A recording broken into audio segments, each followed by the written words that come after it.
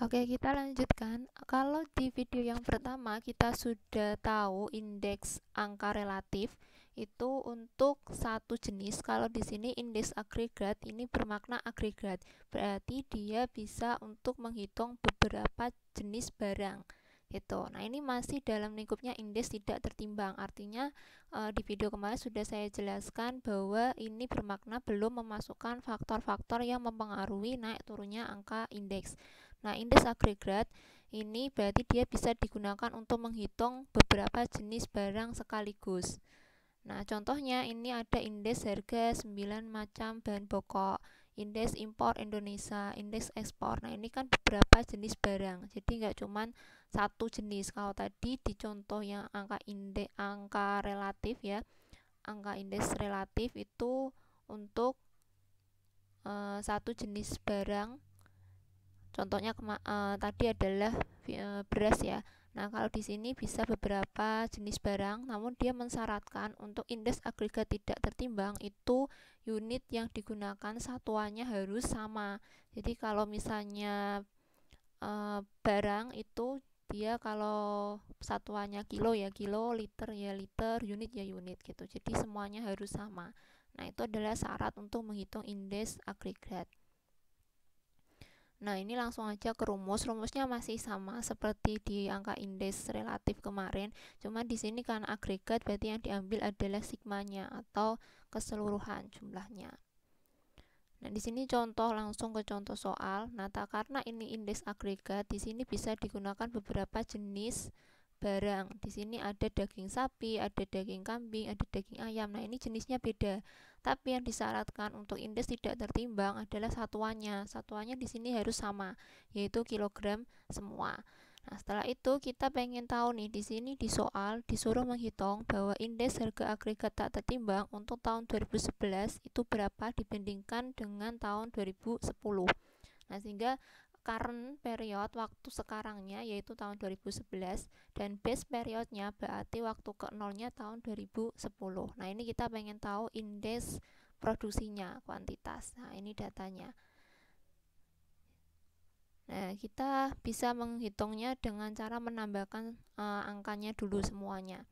Jadi untuk rumusnya tadi adalah sigma dari P ke T, yaitu waktu yang bersangkutan atau current periodnya yaitu tahun 2011. Berarti kita tambahkan semua di sini 30 tambah 600 tambah 75 ini adalah untuk P ke T-nya, yaitu G ke T-nya. Jadi jumlah pada waktu bersangkutan dibagi pada jumlah produksi kuantitas waktu dasarnya yaitu tahun 2010 baru dikali 100%. Nah, ini jumlahnya semuanya karena sigma ya.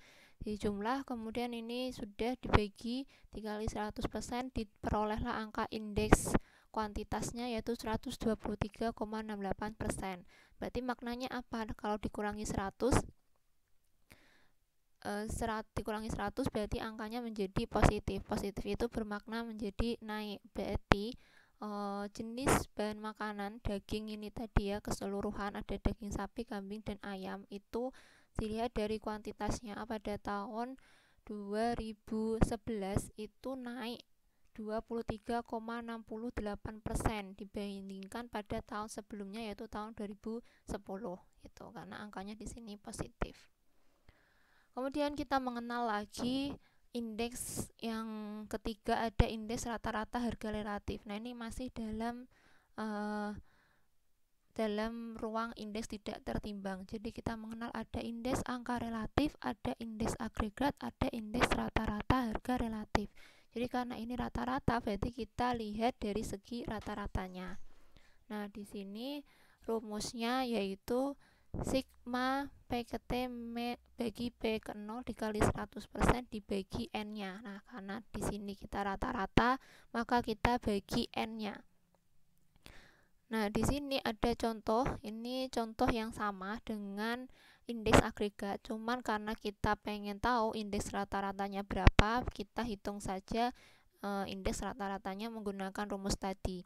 Nah, di sini cara untuk menghitung rata-ratanya kita hitung indeks per makanannya dulu.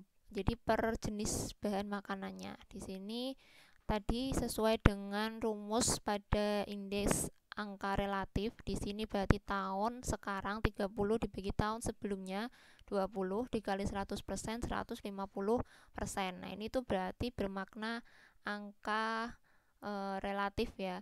Nah, ini kita cari per jenis bahan makanannya. Kemudian baru kita tambahkan keseluruhannya, 150 tambah 120 tambah 150 dibagi N-nya. N-nya di sini jenis barangnya ada 3. Sehingga di sini diperolehlah angka indeks untuk rata-rata harga relatif adalah 140%. Maknanya apa? Maknanya adalah jika dibandingkan dengan tahun 2010, harga bahan makanan tahun 2011 naik 40%. Nah, ini untuk mencari rata-rata harga relatif. Kemudian selanjutnya adalah indeks tertimbang. Jadi bedanya indeks tertimbang dengan indeks tidak tertimbang, kalau yang tertimbang ini sudah mulai mempertimbangkan untuk memasukkan faktor yang mempengaruhi naik turunnya angka indeks. Jadi apa sih faktor yang mempengaruhinya? Bisa ini berupa kepentingan relatif, bisa hal-hal yang berhubungan dengan naik turunnya angka indeks itu. Nah, ini untuk indeks tertimbang jenisnya di sini ada indeks Lasch-Perez atau disingkat IL, kemudian indeks Paste atau IP, indeks Irving-Fisher disingkat IF.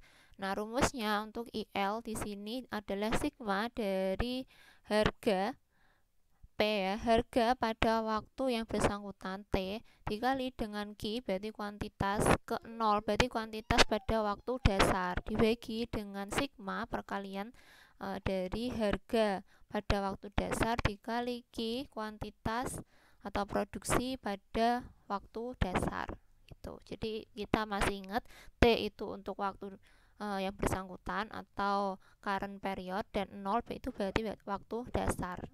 Nah, itu kemudian indeks Paste ini juga menggunakan rumus yang berbeda dari indeks Lasch-Perez. Jadi kalau ini adalah sigma jumlah dari perkalian P ke T berarti harga pada waktu yang bersangkutan dikali Q pada waktu yang bersangkutan dibagi jumlah perkalian dari harga pada waktu dasar dikali Q ke T berarti jumlah kuantitas pada waktu yang bersangkutan dikali 100%.